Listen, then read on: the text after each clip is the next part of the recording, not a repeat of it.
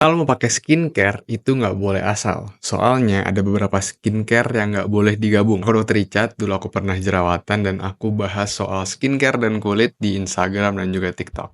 Yuk kita bahas. Jadi skincare itu adalah perawatan kulit. Jadi kalau bisa pakai skincare-skincare dasar, misalnya cuci muka, sunscreen, dan juga pelembab.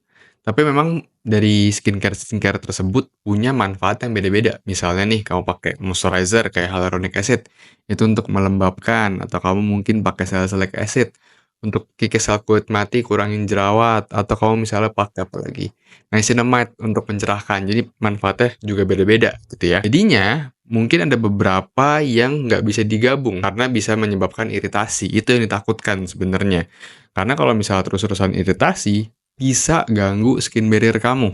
Nah, kalau skin barrier itu udah rusak, bakalan kacau deh. Misalnya jadi gampang ngelupas, terus merah-merah, bisa muncul jerawat juga karena pertahanan alami kulitnya udah nggak ada. Nah, itu yang mesti dihindarin supaya nggak timbul gangguan skin barrier. Jadi ada beberapa skincare yang memang nggak boleh digabung, mencegah iritasi supaya skin barrier kamu nggak keganggu gitu ya. Misalnya, salicylic acid sama retinol. Nah, ini udah sering banget dibahas ya.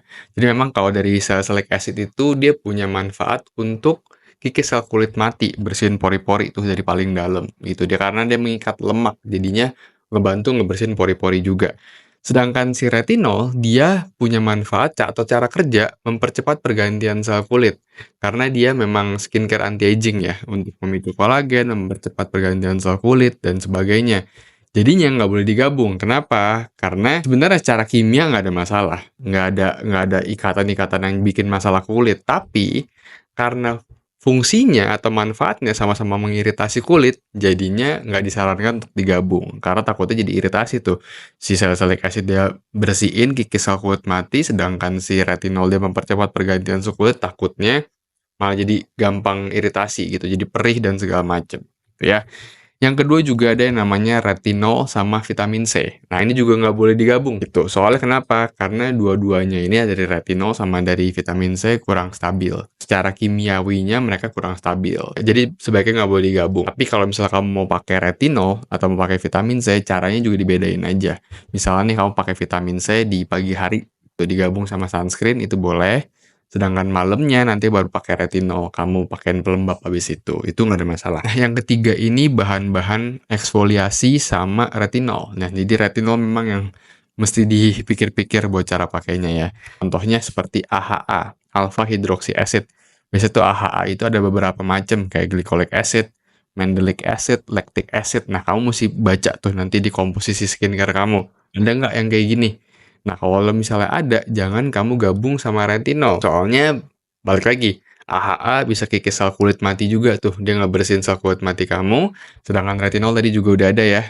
Dia bisa mempercepat pergantian sel kulit. Jadi kalau digabung, mirip-mirip cara kerjanya sama salicylic acid. Takutnya bisa mengiritasi kulit kamu gitu ya.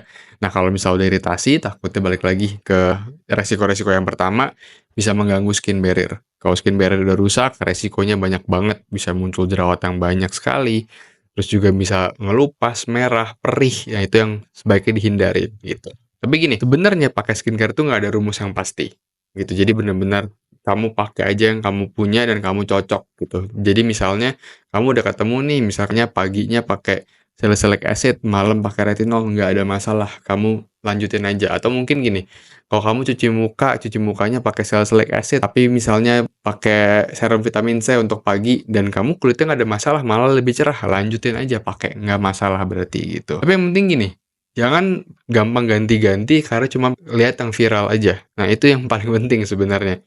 Jadi kalau kamu udah ketemu yang cocok, dan kamu kulitnya makin sehat, jangan langsung ganti-ganti gitu. Karena balik lagi, karena kulit kamu nanti harus adaptasi lagi gitu. Dan itu panjang prosesnya. Dan takutnya memang kamu ketemu bahan-bahan aktif yang memang seharusnya tidak digabung gitu. Jadi balik lagi untuk fokus awalnya skincare itu sebenarnya untuk perawatan kulit, untuk merawat kulit kamu supaya lebih bagus, dan fokus utamanya adalah harus cari basic skincare yang tepat dulu. Jadi basic skincare ada 3, sabun cuci muka, pelembab, sama sunscreen. Kamu wajib cari 3 ini dulu yang cocok ya.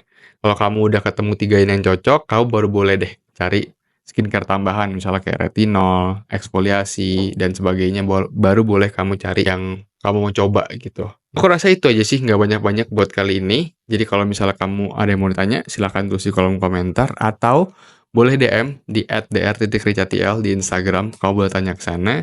Terus juga kalau suka kontennya, jangan lupa di-like, terus subscribe juga dan nyalain lonceng notifikasinya. Oke, itu aja dari aku, semoga bermanfaat. Terima kasih.